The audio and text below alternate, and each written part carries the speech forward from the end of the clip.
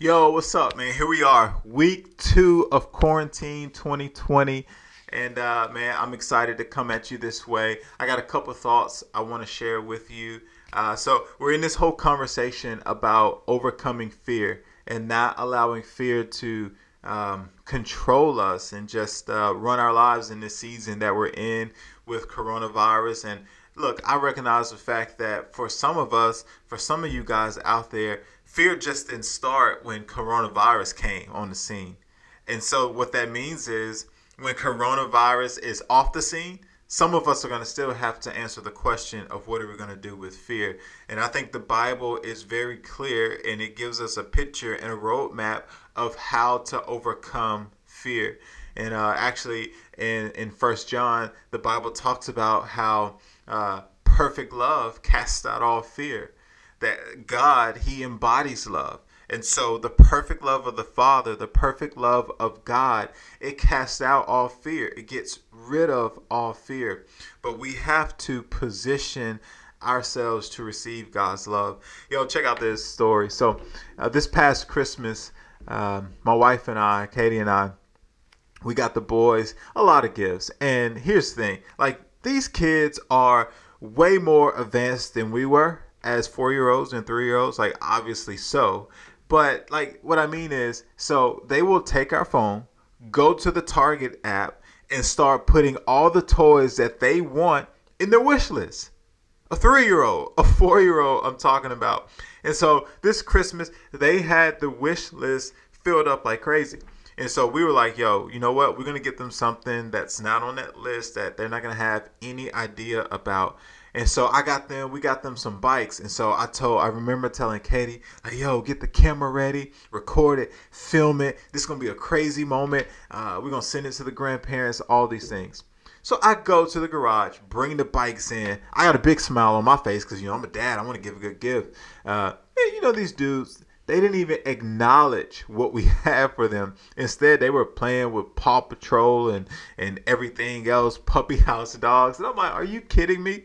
But that's a picture for some of us, is that God's love is available for us, but we have to position ourselves to receive His love. And for some of us, that means we have to choose humility. We got to let go of pride, of thinking that we can carry and navigate through an emotion of fear on our own.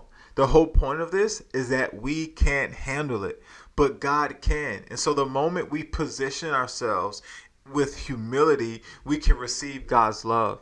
And it kind of reminds me of the story in the Bible of the prodigal son, where man, he comes to his dad and he's like, yo, I want my inheritance now. And he goes to his father and his father says, sure, here you go.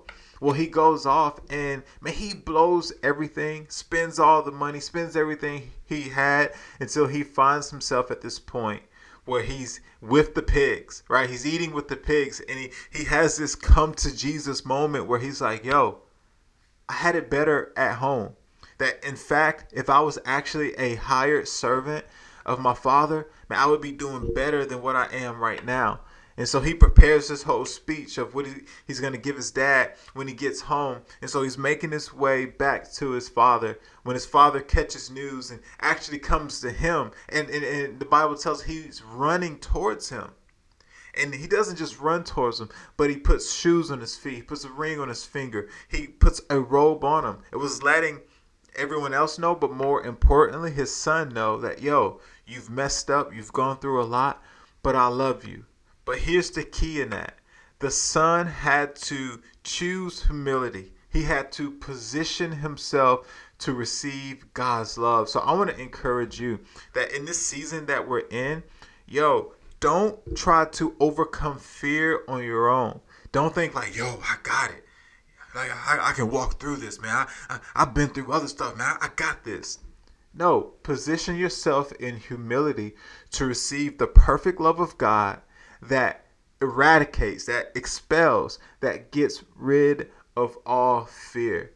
And I believe in that moment, that's when we can know that our God, that He sees us and that He hears us. And not only does He see us and hear us, but he responds to us, and he responds to us through his love, which the Bible tells us that there is nothing that can separate us from the love of God.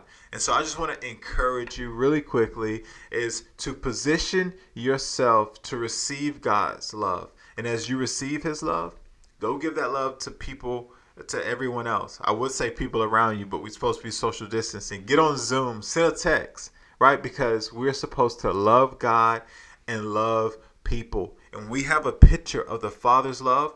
There's no fear that can keep us stagnant, but we can realize like, yo, God's got this, and he's got my fear as well. Hey, I love you, man. We believe in you. And look, this is part of an entire conversation. So go and subscribe to our YouTube channel, Youth First, where you can engage with this full talk. Because here's the whole thing, is that we're not going to get to the other side of this and be who we were before. That we're actually going to get to the other side of this and be better. And so the things we're talking about now, it's establishing us in who God is calling us to be. Hey, we love you, and man, keep killing it in quarantine 2020. And we're going to see you in a little bit. Love you guys.